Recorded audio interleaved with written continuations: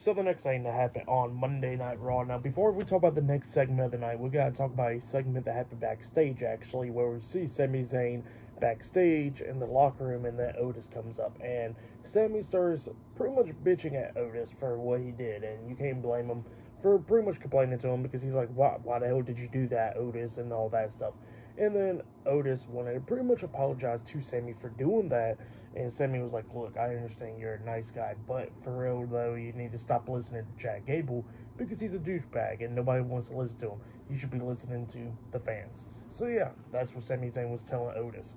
But then, after that, we get to the next segment of the night where we see the WWE Women's World Champion, Becky Lynch. She comes out there and she has a few things to say, talking about how that she will be going to King and Queen of the Ring, where she'll be defending her title up against Liv Morgan. And she says that pretty much her and Liv Morgan has a long history of pretty much being tag team partners to being rivals and, you know, going at it with each other. But the one thing that Liv Morgan never done was beat Becky Lynch. And she says that that's going to be remaining the same, where she retains her title at King and Queen of the Ring.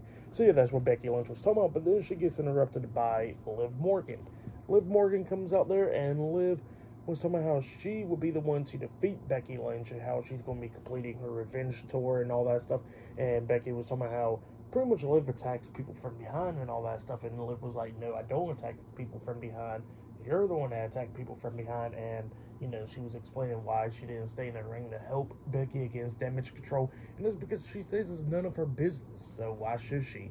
So, yeah, that's what she was talking about there. And she says that, you know, after she gets done completing her revenge tour, she says that she's going to be remaining at the top of the mountain in the division and reigning as the WWE Women's World Champion. So, yeah, that's what Liv Morgan says. Good stuff. And then Becky pretty much, she got sick and tired of Liv, so she was ready to fight, and she pretty much starts calling Liv down to the ring. Liv was like, okay, you want to fight? And then she was going to get into the ring, but then she decides not to. So yeah, pretty much just doing that, trolling her. But yeah, that's what happened there. But then after that, we see the Judgment Day backstage, and Damian Priest was complaining to Carlito, and then talking about Carlito, why didn't you keep your keep and all that stuff, and then complaining to JD and all them about Braun Strowman. And Dominic was like, well, JD was supposed to be taken care of it, and JD was like, wow, I warned him last week, and we was expecting him to come out there.